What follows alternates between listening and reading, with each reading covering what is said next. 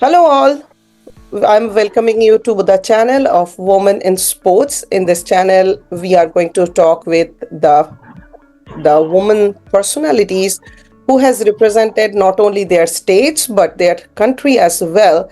And we are going to talk with them about their experience, that how it all started, what are the motivations it worked for them, and like how she became an international model or how she became a player.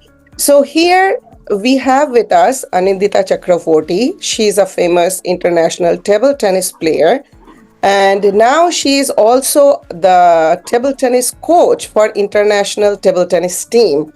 So welcome Anindita with us. Thank you so much. Anindita, like as I know that you are an international table tennis player, you represented India many times, and now you are with India team as a coach. So if you can tell me, see, I know only this much about you. So if you can let us know in details about your credentials. To begin with, right now I am the coach for the Indian team in women's and as well as the youth section. And I have started playing table tennis right from, I guess, 83, 84 or something like that when I was a kid. Wow. I represented Bengal first in 87 for under 12 event. And from then onwards, I have played like 30 senior nationals. I've participated in a senior individual event as well as a team event, participating from West Bengal and from my institution, Indian Railways. And I have participated in the World Championships and all too. So at present, I'm quite busy with my coaching. Now you are telling me that you have started playing from 1986. So like, can you tell me that how it all started? Like how this initiative came that you want to start table tennis? Because in West Bengal, I can understand in 1986, being a woman, especially, or being a child, girl child, like it was a big step from the family also and from your side also, to take the sports this seriously. So can you tell us that how it all started? Like, who was the motivation behind it? This was not at all a planned thing. Like what happened was I was a quite naughty kid in my home, so just my mom wanted to have her own time in the evening. So he just put me in a club nearby, which was like hardly 2 minutes distance from my home. Okay. So from there onward, initially I used to sneak out of the club, come back because I didn't like it. But after that, after started playing on the table, I started liking it, and the main motivation was my mother. No, she used to push me a lot whenever I was like tired or whenever I was not that eager to go to the club or for the training or anything. But she was like, no, she was very disciplined in her own life, and she made me also in that way. Though as a kid I didn't like it at all, but she was the main person who helped me pursuing table tennis. That's wonderful because I know your mother, like I know your mom personally. She's a wonderful woman. She's like she used to come with you for all the tournaments, and Yeah. I really admire her. So, what was the first biggest achievement or the tournament you won, and you can say that that was the turnaround for you, that hereafter I'm going to take this seriously. Oh, I guess that was way back in 1988. I was playing as in the event of under 12 as an 11-year-old girl. Yeah, I won the All India level tournament. That was, I guess, at Guwahati. And after that, in the same year, I won the national championship for under 11. I think that was the main turning point because from that time onward, I knew that I can perform if I, practice well or train well. And the main thing, I think I didn't like to study at all. That was also a main purpose. So from the school also, I got too much of help. I would say my principals, my teachers, and even my friends, everybody, they used to help me a lot. So that was the time I think I was in class 5 or 6, I took it serious. That's really like that's encouraging because at that age you started winning tournaments. And what is like till date, I know you have won so many tournaments that we all know you are one of the top players of West Bengal. When the name comes, the first one of the first name comes as Anindita, you know. So can you tell me what is the biggest achievement like till date you can claim that that's my biggest achievement and I'm so proud of that. Well, I would say we won the second division championship and world championship. That was in 2004. Wow. Uh, for that, during that period, because see, now India, the Indian team is there in the 13th rank in the world. But during that time, it was very difficult, and I don't think like if anybody has force in that thing that we will win the second division championship as well. Second Right. division championship winning means you are there in the top 24 for Right. the next year. Right. So we won that time, and I think till date that should be the biggest achievement. Yeah. That's wonderful. That I see that there's a picture we will be showing the audience now that you are standing with the Prime Minister here. Can Mhm. you tell us a little more about this picture, like when it was taken and what was the occasion for that? Well, that was taken in 2022 after the Commonwealth Games championship. I was very fortunately I was a coach of the team of the Indian team, and we won gold in mixed doubles and even for the singles also in men's section.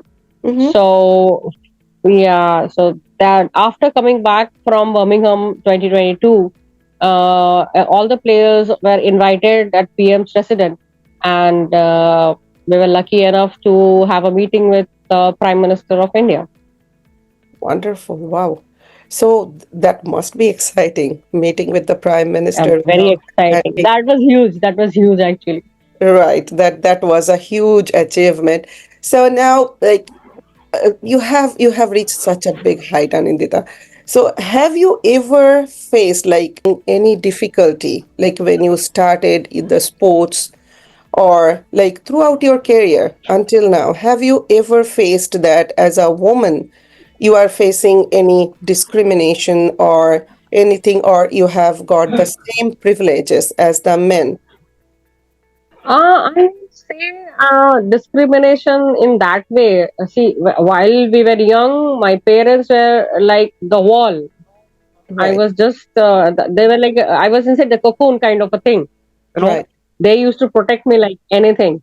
So Mm-hmm. I never faced any sort of discrimination. But one thing I would like to say, like, while we were there as under 17 or something, the men players, they used to go out and play. I mean, out in the sense they used to go to Europe to play the league tournaments, league Right, championship for clubs.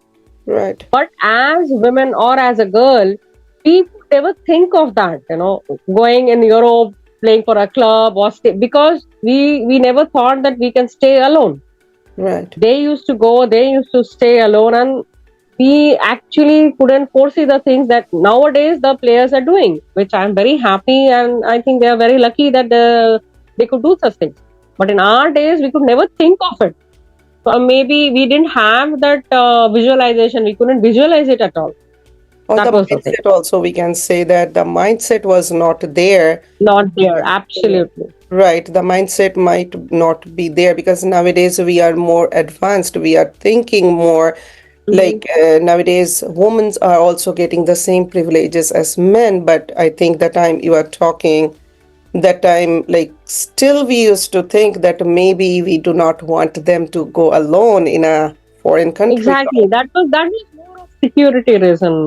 and something And more. I would say that I'm very lucky in that matter that my whole family, not only my parents, my whole family, and in fact, after getting married, my in-laws also they never stopped me from playing or doing such things or training or anything. Even my daughter, after becoming a mother, I became a mother in 2005, and after that, I was like in a bit of a dilemma whether I should, carry this or not. What should I do? But she was okay. Like she was like, okay, yeah, and this is your job. You should do this. Why you should leave it for me? Even till date, she is like, no, no, no. You should go. You should do whatever you love. So Right. in that way, I'm really very lucky. So you are now a mother of a girl child. You are Right, the mother of 18, 19-year-old daughter? 18 year, yeah. 18 She year is old an daughter. adult now, right? Right. So actually, my daughter is also 18 now. So, as a mother of a girl child, like how you say it, like she's in sports, like your daughter is in sports, or And no, no, no, no. She is totally into studies. she She is is totally pursuing into study. psychology. Yeah, So, if you see the girls who are participating in sports now, and your time, like 1988 or even 1999 time, what are the major differences you see? Like, is there any? uh, I'll say the best part is now the girls, they are like they are very much ready to accept challenges anywhere they go. In fact, they are traveling a lot. They are traveling alone too, because it's not every time that the team is going together. Sometimes the players are, in fact, even the under 19 or under 17 players also, they are going alone, without their parents or without their coach, and they are going to participate in the tournaments or participating in the camps all over the world. That's the biggest change, I would say. So nowadays we have, like, we can say we have more facilities. Our outlook has also changed. So nowadays parents Absolutely. are more flexible to send their girl child or the daughters at the same like the boy child. Like there is no. Absolutely. Absolutely. They are not that scared, I guess, maybe because like we have now, we can get connected anywhere in the world at any time. That's the best part, I guess. Right, right, yeah, because nowadays we have progressed so much. When I see the newspapers, I see that the women's team or the girls team and many players from India, they are going all, foreign tournaments, table tennis tournaments to participate. So you are a role model. Basically, you are a role Thank model you. for many of us, even all the players in India, table tennis players. So do you want to say or add anything to the players or the generations that you think would be appropriate? It's from your vision. Do you want to add anything before we finish? I just want to say that for the upcoming paddlers, or maybe not only the paddlers, for all the children, like they are entering the sport not by loving it. They are like, it's something like they have to achieve. See, achievement is a good thing, but at the same time, to sustain in it, you have to love this game first. Otherwise, it's very difficult. Otherwise, the pressure, it's very it mounts like anything. If you just think of the achievement, then it gets mounted. It's very difficult to sustain at that time. So initially, it's okay. You think of the achievement, you think of the goal, that is okay. But at the same time, you have to love the game. You have to love playing the game, and you need to learn after losing how to stand up. That is very important. That's very important. That's a major lesson in life, I believe, that you need to learn how to get up after a big barrier or like something which After the defeat, or it's everywhere in the life. It's not only in sports, I guess, because life is very unpredictable. life You is. can't predict, and that too in the particularly in the sports, it's really unpredictable. It's Mm-hmm. it's it's absolutely everything is out of syllabus. It's random. So you have to learn to adapt to things, and adaptability is very much needed. Yes, that's very true. Thank you so much, Anindita, for your time. And Thank you for hosting me.